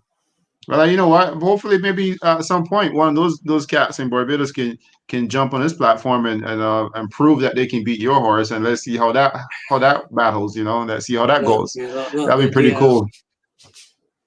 I'm not gonna pound on the color commentator too much, but I think the horses were loading for the last 9 furlong race there, and the guy says Alera is the most underrated horse in Barbados, and I'm thinking, come on, dude, really? She beat Jockler 1 time, and it was a muddle pace, and Alera sprinted, and we're gone. But I mean, Alera and Jockler will go to the lead, and she'll drop Alera. I mean, it's like, come on, you don't know horses. As a color commentator, you should have a better knowledge of horses than thinking that horse can run with Jockler going anywhere. I was like, how does these guys have jobs? Mr. Clark, like, she's the most. A lot of these people in Barbados have fan favorites. So it's their favorite horse, and the horse can be 10 lengths better than the other horse. That's their mindset, and that's how it is going to be. Yeah, but you going beyond being a fan of a horse or whatever. You're a commentator, so people might be listening to you going to bet. So we go back to that horse that you said is the best steer in the bunch, right? Rapunzel's Ring. Boy, I know Inspired Adventure won the race. I don't remember when the race was, but Rapunzel was running, and this is how confident I am in these horses there. Rapunzel was getting ready to run a 7.8 race. And I told Kenny, after she wins, I want to run her in this 125 race going 9 furlongs against Jockler because she can win at the handicap because she'll have 110 pounds. I said, she'll definitely beat Jockler. And he was laughing, one step at a time, let's get to this race. So she won that 7 furlong race, and she won by a head. And she doesn't win by too far. And then we decided, okay, we're not going to run. So Naz had a horse. I think his name is, I don't remember his name right now. But Rapunzel beats him all the time, going 7.8. And I know she's crying out to go on mile in the 8th. And he ended up finishing 3/4 of a length behind Jock Killer. Inspired Adventure won that race. He had like 110 or something like that. We had 128. And I don't remember what Naz's horse had. But she would have won that race. So I know she likes the 9 furlongs, but like I said earlier, it would have to be a handicap race, not a weight for age. I don't remember Naz's horse, man. He's a big horse. He runs from 5 to 9. He's a nice horse, but he's not that class, you know. Well, I think what's his name? From Barbados, Kent Lane. He wants to ask you a couple questions about Barbados and the future and racing and your plans for Barbados. But again, he's popped out like Casper. He came in and then he's gone. So maybe we'll save that for another time. Yeah, he's probably afraid of the answers. Okay, gentlemen, that answers a lot of my questions. I don't know if you guys have any more information you want to give out there. If not, I'll just call it a date. I just have predictions. You know, my guy is going to be 6-0 going into the big one, and that's it. You know, Ted is going to come try to take away my bread and give me biscuits, but you know, it is what it is. I can eat biscuits too. Listen, I'm in the best position that any racing manager agent can be in, because any one of the 3 win. Yeah, I can drink champagne.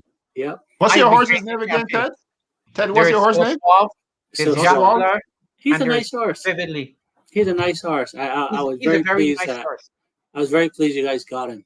I went back and watched all his races, and yeah, he's a nice horse. You did good there. He did really good. Again, he's another Juddmonte bred. Yeah. Juddmonte or Shadwell. So he's another sheep bred. He's from, you know, a good family, and he fits Barbados. Yeah, I mean he's smaller. He's speed, and he quickens. So I mean you can't go wrong. Difference in size between him and Jocular. Yeah. He fits Barbados better than some of the other horses there. Yeah, he's a nice horse. It's going to be a fun race. How old is that horse, Ted? Turning 5. Wow, he's young too. I'm looking at this horse. This looks pretty nice. He's a nice horse, man. He's well built. He has speed. He can rate. He's a nice horse, and he quickens. Well, I think you got your hands full there, Darwin. I think this horse is pretty decent. If I can't win, they can win. You know, I want somebody in Barbados does it. Well, I spoke to Safi earlier, and he, as of today, they are bringing 2. Yeah. Which 2 they don't know. You know, as it gets closer, he'll know. I mean, he's going to try to go into quarantine within the next 2 weeks. Yeah. So he knows he's coming, but he haven't figured out which 2. Either that or he's playing his cards close to his chest, you know. Right now, it doesn't matter. Right now, it's a poker game. Yeah, this is something we can't control that. We can't control who he brings or doesn't bring. He knows what's there. So I mean, yeah. But it would be so good for the fans, you know, have the place packed and have some quality racing. That's what it's all about. I just hope the Barbados Turf Club can get on board and promote this race now. I mean, they haven't had the race for 2 years. Right. Now it's actually the home team. The home is actually have a good. I mean, we have 3 good horses that will represent Barbados. So the Turf Club should get the marketing team together and get this race promoted. Right. Don't wait till February 10th to try to promote this race. But look at this. You know, when you go on their homepage, has a picture of Jocular. But then on the ticker tape, it says, come see Shandon and like a Larier, you know, local favorites defend whatever. And I'm thinking, okay, where's Shandon's fan base? I mean, the horse haven't hit the board in so long. It's like, come on. You know what I mean? I'm not being biased. I'm just saying if I was promoting it, you already have a picture of Jocular that pops up. You know, come see Jocular goes 3 for 3. Can these horses dethrone her? I mean, something that will give people some appetite to come, but it's like Shane Doan and somebody else, the local heroes. I'm like, come on. Okay. But what's the horse that won the race this year? I think it was the St. Lucian horse. What's that horse name? Yeah, she passed away. Something Peon. Yes. Yeah. Queen of Piton. Pitons. Unfortunately, she passed away. She was in full, and she may have passed away like a month ago. Yeah, Queen of Piton. Yep. Oh. Yeah, that was Jockey's race to lose. It was, kind of sad. She should not have lost there, but water under the bridge. But yeah. Well, it's gonna be fun. It's gonna be fun. I'm actually looking forward to seeing your race now on Monday because Santa Anita is gonna start. I'm gonna tune in and watch some of that. I'm gonna watch the Barbados race, and it's gonna be a big day. I can't wait. See, with me on the West Coast, it's like it's 10 o'clock and I'm tuning into races, so it's like They put all the horses that race in Barbados on the same card because I'm seeing a lot of familiarity with these horses. I don't want to speak out of turn here, but I mean, the horse population is not very big, so you have a lot of recurring horses, but I don't think it's all of them because I have 3 that's not running. Just there's no races for them, But no, I see. Again, but sometimes they have like a. Go ahead, Ted. Because of the population, that puts the stock, Mr. Clark, BF Darwin that puts him in a good position because he has 5 horses in the top classes in Barbados, from C to A, if you want to call it. That's true. I don't quite get the rating system there yet. So if he runs every week, he's going to be running against himself. Yeah. So he can spread them out a little bit. But again, up until now, I mean, the top class in Barbados has been lacking up until this year. Yeah, it need a superstar. I think the top class in Barbados needs a good 10 more horses. Yeah. People need to go and invest and get 10 more horses for that to have some excitement. I mean, all the B and the C class and I would say the 80s to the 60s, they got a lot of horses in there, but they don't have enough horses to fill a proper upper class races. I mean, if again 6-horse fields and 5-horse fields. Hey, the Turf Club came out recently and advertised they have a betting website where you can bet online. When you're betting 6 horses against 6 horses, where's the revenue in that for them? I mean, say they go and bet, they pull in $1,000 handle for that race. I mean, say for the whole day they pull in $100,000, they're going to be operating in negative at the end of the day. Right. Yeah, but then I think last year or this year when they did the subsidy, it was for 2-year-olds at the sales and stuff like that. I mean, that was all right. When they did that, they handicapped the people because you had to spend 10 or you had to spend 12,000 or thereabouts, over 10,000. All right. No, it costs by the time all is said and done, you spend 12,000, then you ship the horse to Barbados after quarantine. Say the guy charge you $40 a day for the quarantine. By the time you get the horse to Barbados, you're not getting any help. Right. Yeah. You buy the horse, something, but it's something. No help. But the thing is, in my opinion, it should have been for all horses, not just 2-year-olds. Imported to it should be for $1 figure. That was a good time to buy.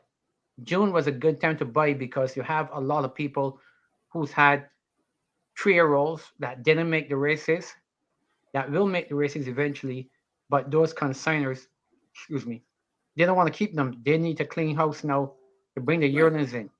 So if they have a 3-year-old knocking around, they would have happily sold that horse to Barbados or a different country because they don't want to see it. They don't want to come around and haunt them. So by putting a cap on the age limit or the purchase price of a horse, is handicapping the Barbadian owners who want to spend money. Handicap buyers, exactly. It handicaps them. They need to be. You can bring a horse as long as they can compete. You're gonna get your money. Right. Say 20,000 and over, or put a dollar amount and over instead of €2 only. I was like, come on, man. Even I don't think a dollar amount should be there, because you can go and buy a horse for $2,500. I'm just a nice horse cheap. Yeah, okay? Yeah. Mm-hmm. And it turns out to be a nice horse. Every horse will do, as long as somebody who's going to have the time and do right by it. Right. Every horse has a fit. Might not be an A-class horse, might be a C-class horse, but it'll fit. Right. I think we're trying not to bring in bad horses. A guy goes and spend $500 and get a horse and ship it there. Yeah, but no, those guys. There's some good horsemen there. They know conformation, they know pedigree. I mean, and they're pretty well up to date. It's just the problem with them is the budget. A lot of them, they want horses, but they can't jump up and spend $15,000 easily. They can afford, and they're smart people. They can afford to maintain a horse, but they know they can't afford to put the money out. They can afford to maintain it. That once they get there, they have jobs and they can budget for it, but they can't go and spend $15,000-$20,000 to buy a horse initially. They can spend $5,000, but they can't spend $20,000. Yeah, but then have a syndicate with someone. I mean, yes, that's another option. Or, get a bit more mirrors. Or buy a nice brood mare. Rather than colts. They need to focus on a lot more mirrors than colts. Right. Because the colt population of Barbados is too heavy. And then everybody wants to breed. Oh, he's a son of Kitten's Joy. He's a son of Uncle Mo. He's a son of this. A lot of those stallions in Barbados should be taken up to pasture and gelded. Yeah, they have more than enough stallions there. That's why I'm a mare man. Gotta be mare. Gotta be mare. A lot of them need to be gelded. The turf club need to give additional incentives if they're gonna, or if they can afford it, to mares. And if they want to do the research, go back to the second and third dams, even the third dam, and if there's something special in the pedigree, or for a couple more dollars. Listen, this horse has got some pedigree. Yes, we'll give you an additional couple $100, just because they can pay you to vet the mares, Ted. They can pay you to vet all the mares. I said, gotta go through Ted. Dude, sitting down is a lot of work, and I don't have the time for that.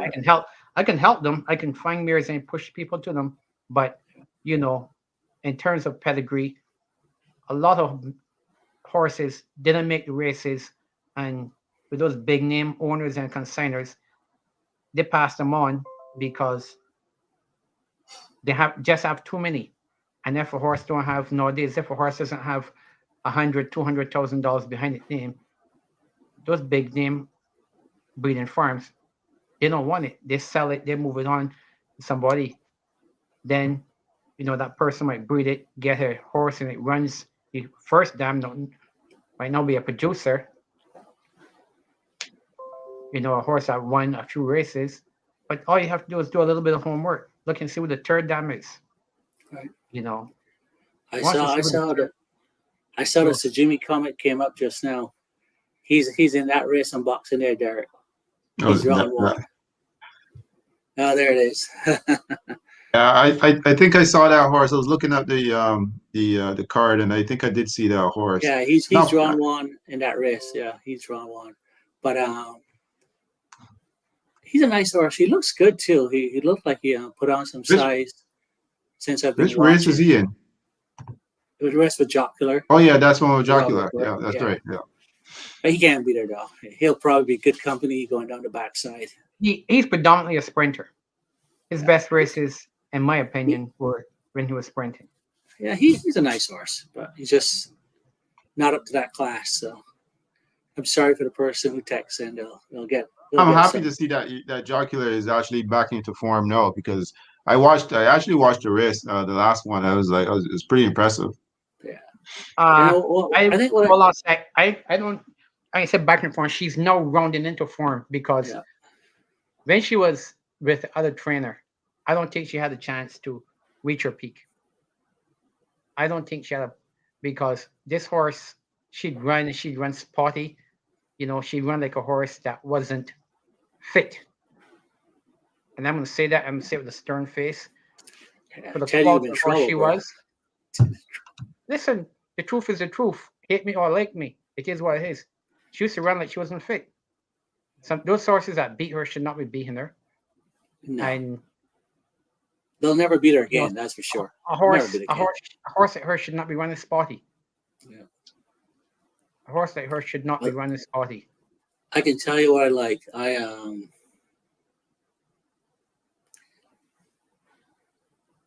That's true too. I tell you what I like about her is that she absolutely grabs the bit now and just goes after whatever horse is with her. She's not just bouncing along anymore. She gets so aggressive now. And when we ask her, she quickens up. Haven't seen the best of her yet because I'm hoping for a little more explosiveness when she gets off the bit. But wait, hang on. Was this the same? I'm trying to go back in my memory. And did Rockwell ride jockey as well? Yeah, he rode in the okay. last year. Right. Yeah. Trying to remember. Something I could add back to the Barbados breeding program too. I don't know if there's such a thing as, there's breeders rewards. There is, I would overhaul that entire thing, and just you bring in mares, you get additional incentives, you breed, you win, you get big more money. Not just the big name guys that can afford to breed, and clean up all those little farms around the place with people having horses in the backyard. That's what they can afford, man. Somebody got tied up in the backyard and see bring it to my stallion. That ain't happening. Hey. but hang on, Ted. But you want to take food out of these little guys' pocket, man? The horse might have a chance. Food out of the little guys' pocket. A lot of those little guys should not do because they can't afford to feed themselves.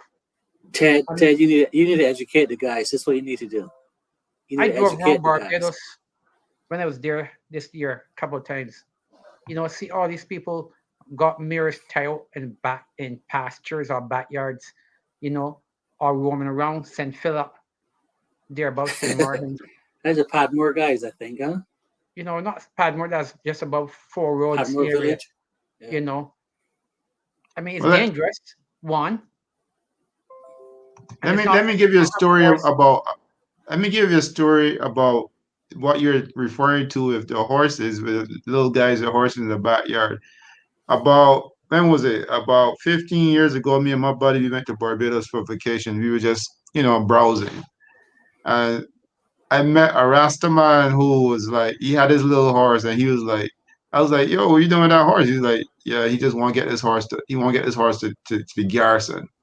Horse never run yet. So I see what you mean when you say you got to get rid of some of those guys with horses in the backyard because they might not be doing nothing at all. You need to educate them. You need to educate them, Ted. You can't get around. But hey, I think Willis Thompson bred a horse in his backyard, and she won the Derby. I don't remember the horse now. That was. I think he didn't have the horse running around the field. That horse wasn't running around somebody. Some string. Padmore, whatever the case is, he had that in his backyard. He had a little bit of land there. Okay. He didn't keep it. Okay? I try to remember, was it Dart Bay, filly with the blaze? I don't remember the horse, but I think her name was Chuckney. She was by with a stallion called a Tall or something like that, a French stallion. I think Naz used to train him years ago. But anyway, I know that one was pretty successful. Yeah. You have things like that, but horses need room. Need room to run. They need to roam. They need to be enclosed and safety. Too many people got hurt in Barbados over time. Those people were the horse charity or whatever the case is. They were doing a good thing, trying to curtail that. Mm-hmm. But hey, they need the support of the average Barbadian. But yeah, well, we'll give you that job. The owners and trainers back there need to stop giving the broken down horses or horses they don't want to every little kid that says he wants a horse. They need to stop doing that's that. how some of us got started, man. I mean, come on. I got started like in business. I got a broken down horse. We had people that helped us that the horses were put into somewhere safe, not roaming around or tied out in the field. I think Tommy Pierce gave me a broken down horse. That was pretty girl. She had a little issue, and he's like, I'll lease it to you on this and that. That's how I started my horse ownership. Then I think. But if the horse can run, is it not fair to say the horse can run? The horse can run. It doesn't matter if it's in a broken down. She can run. Yeah, she can run. But he's talking about the smaller owners, which I think the smaller owners need to get together, have their own little syndicate. Which I don't know if it would work because it's Bajans and everybody's looking everything in a different direction. But it doesn't work. Get a better horse. No, I mean syndicates because everybody has these crazy ideas, But I mean, if you have a manager or a point person, that person makes the decisions. You pay the bills. It will work. Yeah. I think what happens. I think. As far as the horse charity is concerned, they should take out like 1% of the owner's purses to go towards like retirement homes or horse charities like that. I mean that's a way to generate income for those retirement horses, And or even 1.5% you take out. Somebody just commented on that and said that should be the case, which is done. Here in North America, I mean, right, it is. I lose every time I run a race. Money is taken out of account for the horses. It's called a Thoroughbred Improvement Fund here. Yeah. Tips, here we have something called Long Run, and again, Barbados has the horse charity, but I don't take. I'm not there, so I don't want to say. But from watching on the outside, I don't think it has the support of the Irish Barbadian horse owner. It looks but the horses are retired have to go somewhere. I mean, they have to be retired. They have to be taken care of. Yes. Yes. You got think of the longevity. If you have a horse now, in 20 years you're going to still have him. So how are you going to support him? How are you going to take care of him? Don't just give him away. We had a lot of horses used to go to the polo fields. Right, or riding schools. Yeah. Again, the owners back then they did that. No, what they're doing again, they're giving a lot of these horses to these teenagers and young guys who say they want a horse, but really and truthfully, they can't afford it. Right. But you can also have. Go ahead. I'm sorry. I mean, people are trying to cut the losses and getting rid of them without thinking of what impact that's going to have on that kid who they give it to, because then he can't feed his horse. He can't feed himself. What's happening to the horse after that? They just want to get it off the books.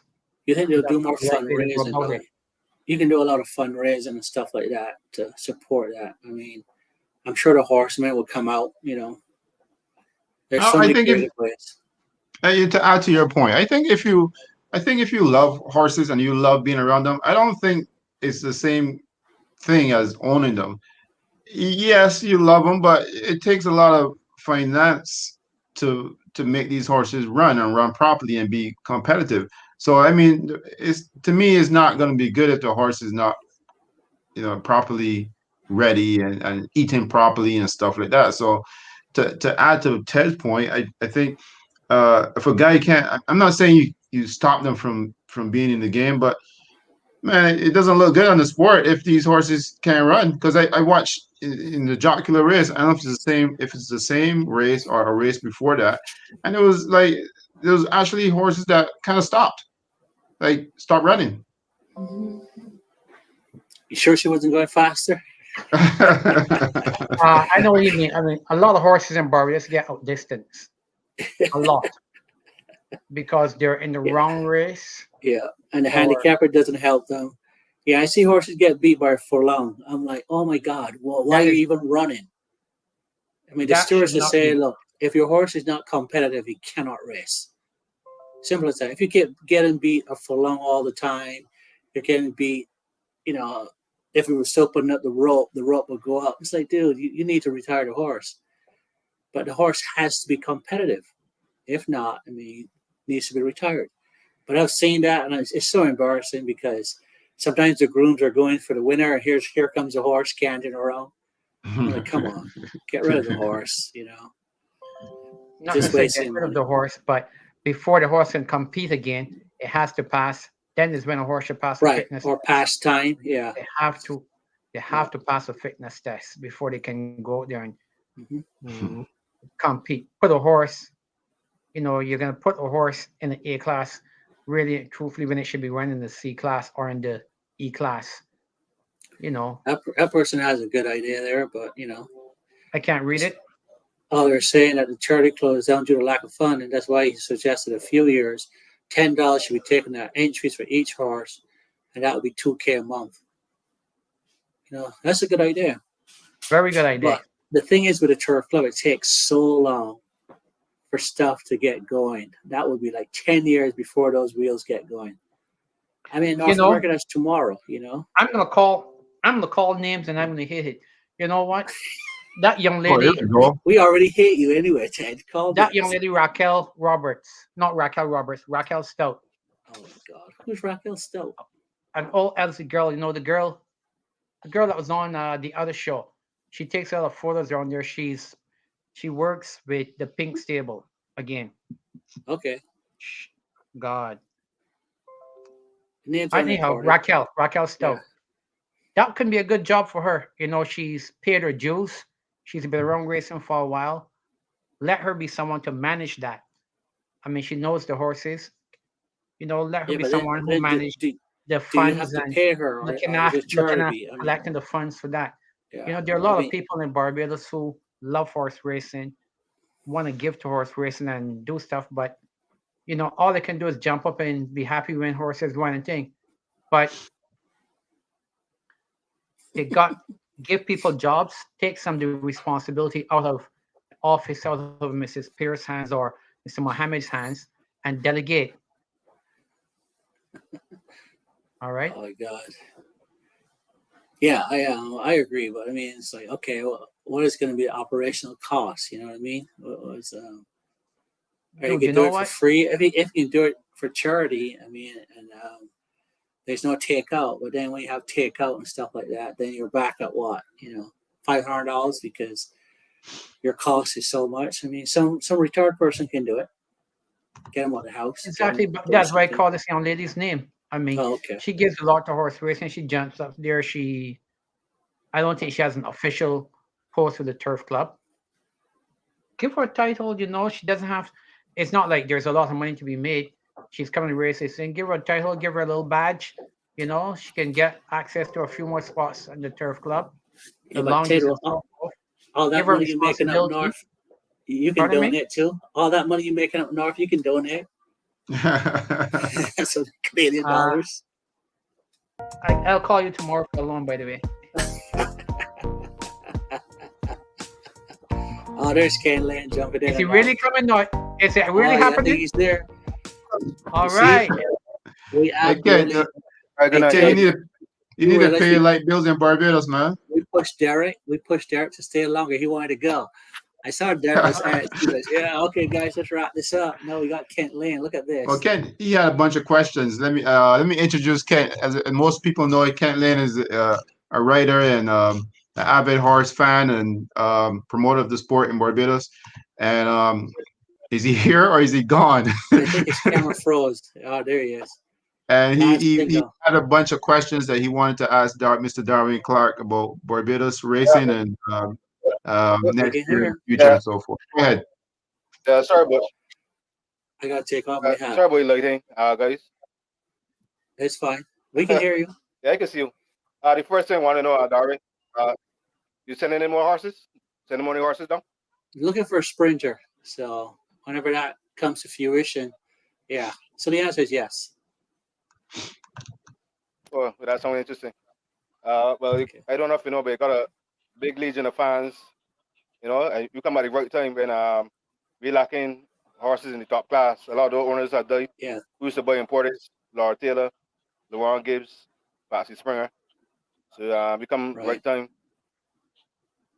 I'm hoping to fill that little void. I can't fill the whole void, but I can take a little part of conduit. So, oh, he's over there. Yeah. Yeah, Ted. Somebody said earlier about a horse. Somebody about a horse that coming here or something. I don't know if they pick it up right. Mohawk was claimed yesterday for Barbadian connections. Yeah, Mohawk I heard is the that son already. of Uncle Mo. He was claimed for 35,000 yesterday out of Gulfstream.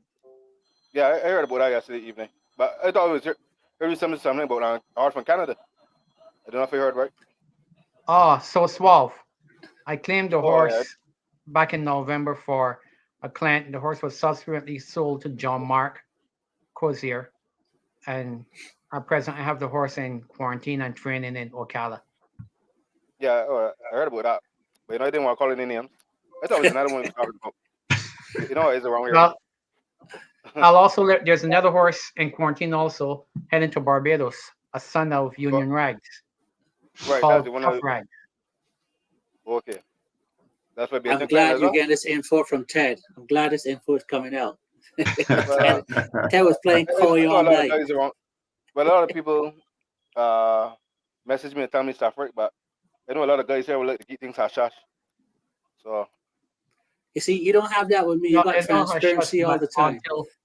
Until it was official and the bill of sale was signed over to Mr. Cozier, it wouldn't have been prudent for me to release information, because after you claim a horse, you can't legally transfer ownership for 30 days because it can be some implications. So we claimed the horse, and Mr. Cozier contacted me, liked the horse. Actually, 2 people contacted me, and just John was quicker than the other person. Then I had to wait 30 days before I can make the changes. I have a question for you, Ted. How come I wasn't invited to that party? You were slow. You never called me, bro. Don't you tell were me slow. I was slow. You never. I got 2 phones. You never called me. He didn't fit. It wasn't a girl. He didn't fit your program, though. It was a boy. Not a girl. Okay, you dug yourself with that hole. Take my shovel back now. It definitely wasn't a girl. That's for sure. All right. Can you? Once the guys can hear me, but I think I can't really get that fixed as yet. Yeah. Now you had some more questions for these 2 gentlemen.